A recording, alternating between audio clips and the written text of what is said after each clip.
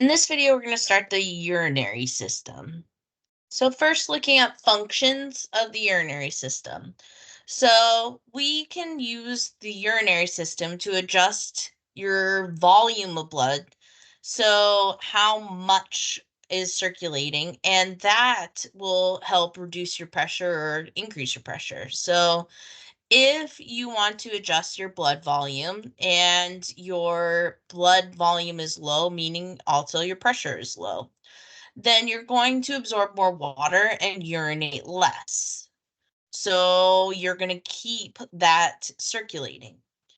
If your blood volume is high and your pressure is high, then you're going to urinate more, trying to get rid of more volume or water so that you can lower your pressure down. We also help regulate the sodium, potassium chloride, and other ion concentrations. So again, we talked about with digestion, we absorb them all. Then the urinary system can kind of filter through it and see, okay, we need to keep sodium or we can get rid of it. So we can keep it in that narrow range of function that we need. So the urinary system is very good at making sure our electrolytes are at appropriate levels so that we have proper function.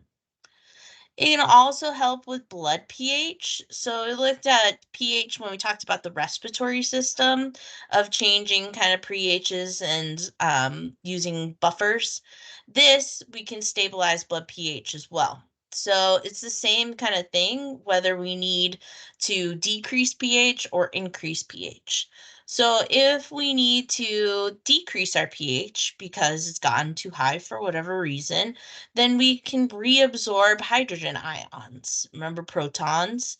And the concentration of protons is what's determining pH. So if it needs to go back down, we can reabsorb more protons. If it's too low and it needs to go high, then or higher, we can get rid of hydrogen ions and get rid of those protons. And then we can, oh, excuse me. And then we can get the pH back up if it's too low. So it depends on what the body needs, but the urinary system can adjust to that. We conserve nutrients, so things, especially like glucose, is never going to be urinated out in a normal situation. So amino acids, proteins, things like that, all the things that we want to maintain in our body, we're going to make sure we reabsorb them and keep them in our body. It also is for filtering, so certain drugs and toxins will be removed from the bloodstream, broken down, and urinated out, so we can get rid of them from the body that way. Um, Last function, sorry, of that is also getting rid of waste like urea as well. So it's part of getting rid of waste products from the bloodstream as well. So the anatomy of the urinary system, we have two kidneys normally, a left and a right. The right one actually sits a little lower than the left because the right lobe of the liver is kind of coming down, so it pushes the right kidney a little lower. Each kidney has a ureter that attaches to the urinary bladder, and then the exit from the body and the urinary bladder is the urethra. So you have kind of where urine's produced is in the kidneys, then travels through the tubes or the ureters to the urinary bladder where it's stored until urination occurs.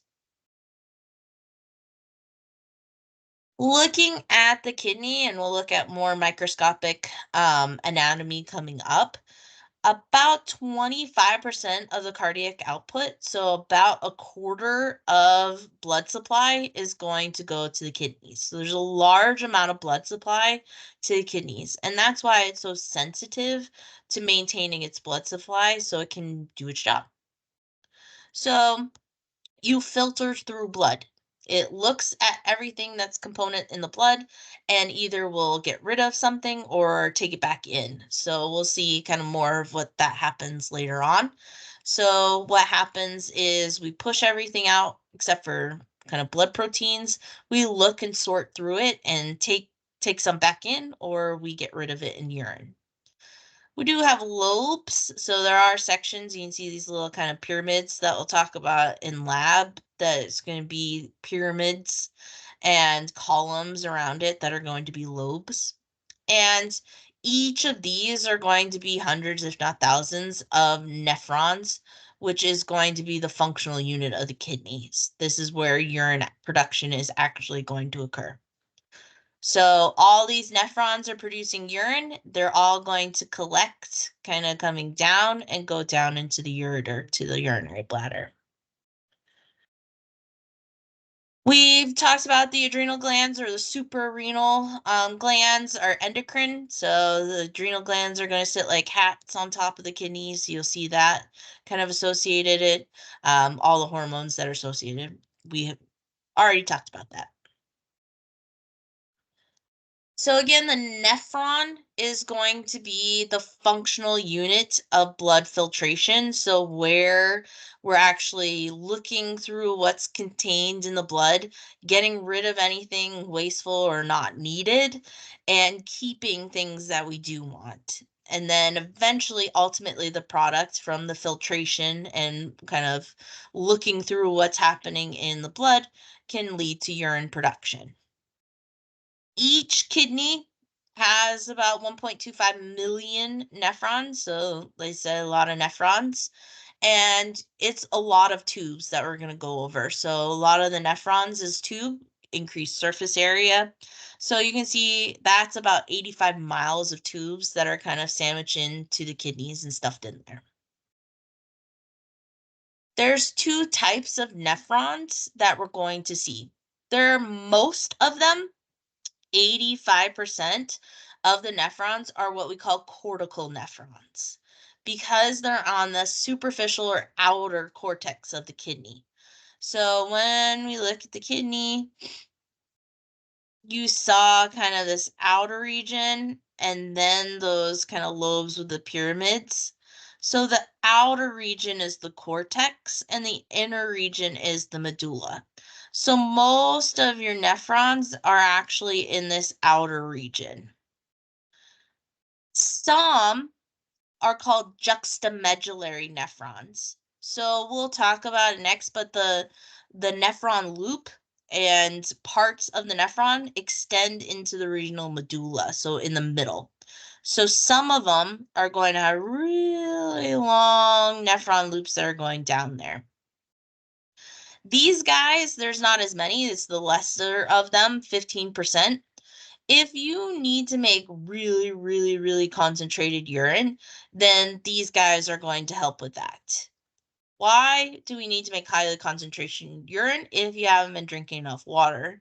So to maintain our water and our blood volume, these guys are going to help with that. Most of them cortical nephrons. If you need highly concentrated urine, then we're going to go to juxtamedullary nephrons as well.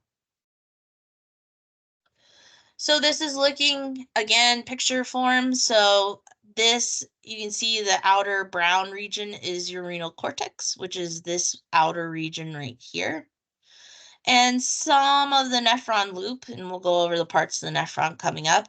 A little tip of it goes in the renal medulla, but most of the nephron, which is the rest of this, is going to be in the renal cortex. Then we're looking at a juxtamedullary nephron. Now you can see the parts are a little lower, but most of it is going to be down in the medulla in this pink region. And this is its nephron loop, long guy that's going much longer than this one. That's going to help with our water reabsorption and our highly concentrated urine. So these guys are going to be the juxtamedullary. So they go into the medulla. So you can remember medulla, juxtamedullary, cortical in the cortex. Most of these are cortical. So again, nephrons, functional and structural units that make pee, make urine.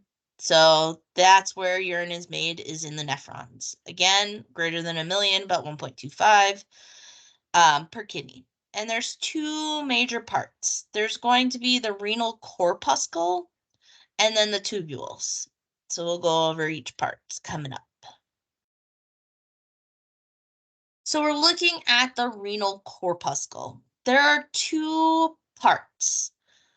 So what happens is there's kind of a little capsule or a little catcher's mitt you can think of around a tuft of capillaries called the glomerulus. So you can see kind of inside the renal corpuscle is the glomerulus.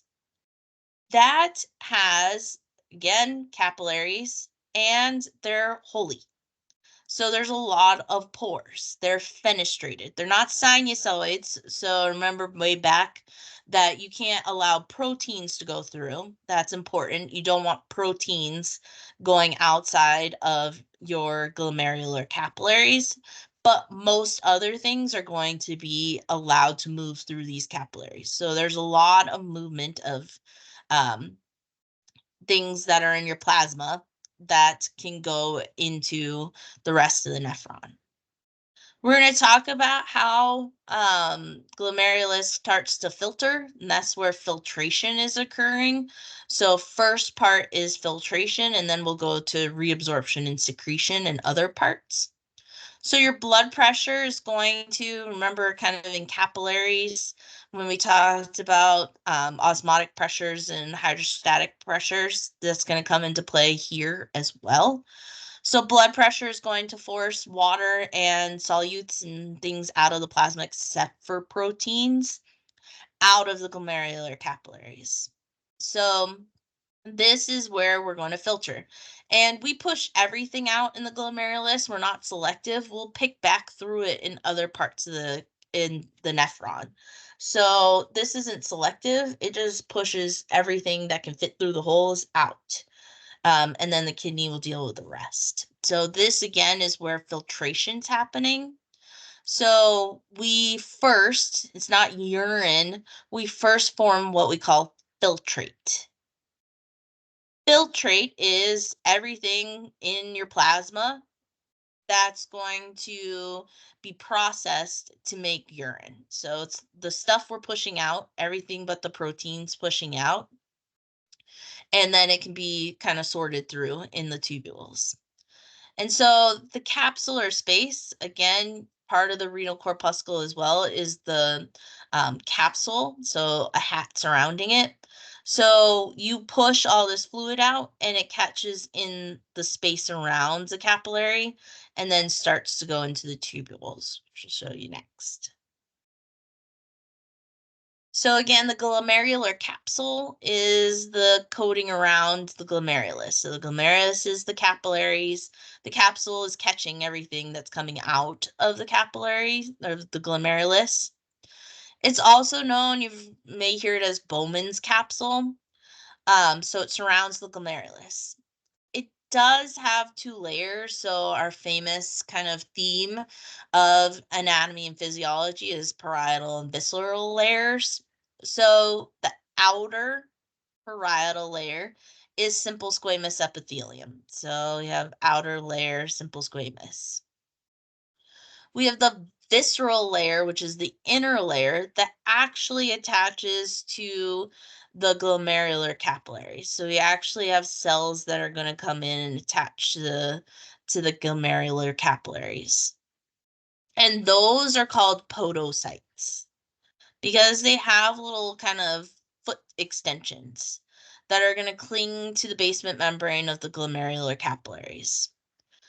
Between these feet, so you can think of it kind of between the toes, there's what we call filtration slits between these feet that's going to allow filtrate to pass through. So it's just kind of a double layer. So filtrate's going to pass through the podocytes and the fenestrated capillaries and be caught in this space. So again, the space between the parietal layer and the visceral layer is where we're going to catch that fluid and catch that filtrate and move on to the tubules. So you can just see, this is showing you the glomerulus. So the red is the glomerular capillaries. And then you have the space in between. And then you have a surrounding capsule. Again, simple squamous. But then you're going to have podocytes. So this is the parietal layer out here. And this is going to be the visceral layer in here with those podocytes. And then this entirety, so the glomerular capsule and the glomerulus, makes up the renal corpuscle. So those are individual parts of the renal corpuscle. This is just showing you a closer view of the podocyte. So again, visceral layer of the renal capsule. Um, and it attaches again to the basement membrane of the glomerulus. You have all those fenestrations. So you have all those holes, spaces right here. But then you have kind of all these filtrations. So the fluid can come out and then go through these little gateways of the feet of the podocytes to go into the capsular space. So again, visceral layer. After we go through the renal corpuscle, so you have the capsule and then you have the glomerulus and you catch the filtrate fluid, then it's going to start going into the tubule system, or what we call the renal tubules. So we have three parts of the tubule, and we'll talk about each one separately. So each section is going to have a different kind of layer, type of epithelial cells. So talk about different types and different function, whether it's reabsorbing things or secreting things. So we have the proximal convoluted tubule, then goes to the nephron loop, and then goes to the distal convoluted tubule. So this is in order of how filtrate's going to travel.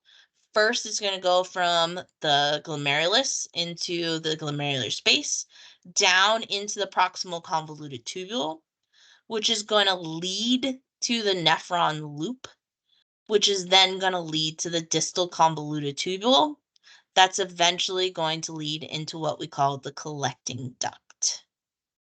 So again, these are going to have different functions. So as the filtrate's moving along, we're going to have adding and subtracting different things to form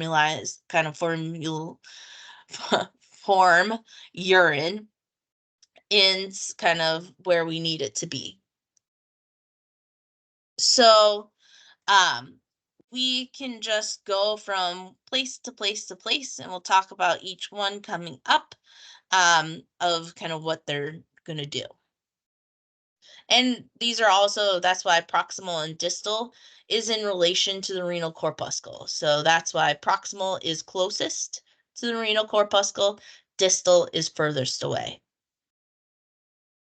So first, proximal convoluted tubule, we have a lot of surface area, so you're going to see more extensions of the epithelial cells.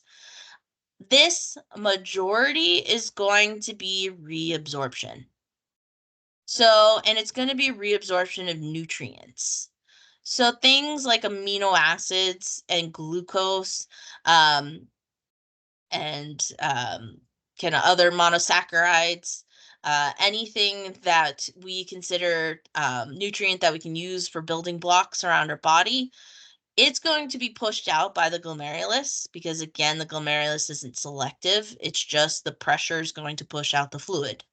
Well, the proximal convoluted tubule is going to just take it all back.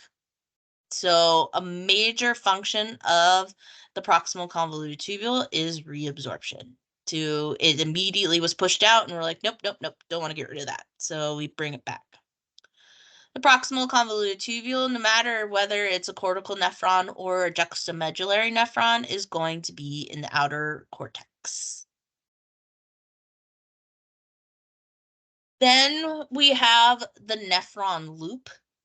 That used to be called the loop of Henle. So if you hear loop of Henle, same thing, nephron loop.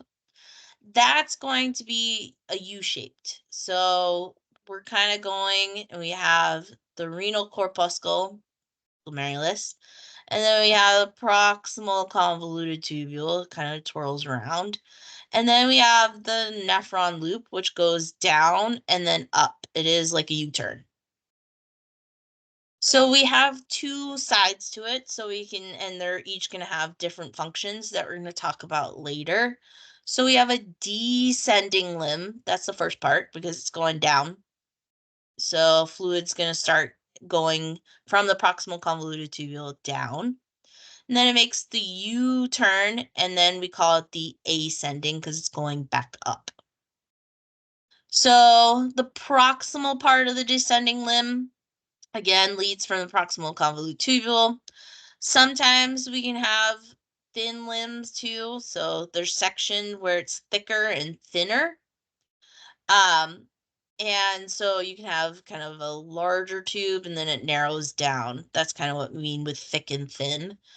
The ascending limb can be thick, but it can also be thin in some nephrons, so it depends. Then we go to the distal convoluted tubule.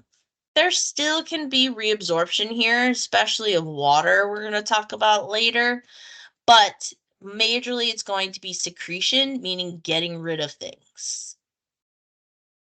So this is going to be things that we want to get rid of extra. So, or we want to kind of rearrange. So say we want to get rid of more sodium for whatever reason, then we're going to secrete. So we're going to put it in urine so it gets out of the body. Reabsorption, meaning we filtered it out and we take it back in. So again, most of that's going to happen in the proximal convoluted tubule. So same thing, the renal corpuscle, the glomerulus, goes to the proximal convoluted tubule, goes to the nephron loop with the descending and ascending limb. The ascending limb leads into the distal convoluted tubule, which is going to lead into a collecting duct. Both the convoluted tubules are going to be in the cortex. So we'll see only difference is going to be the nephron loop. Collecting duct is going to receive the filtrate from many different nephrons. So we're going to have collecting ducts here and coming down, and eventually they're going to lead into many collecting ducts are going to lead into a papillary duct.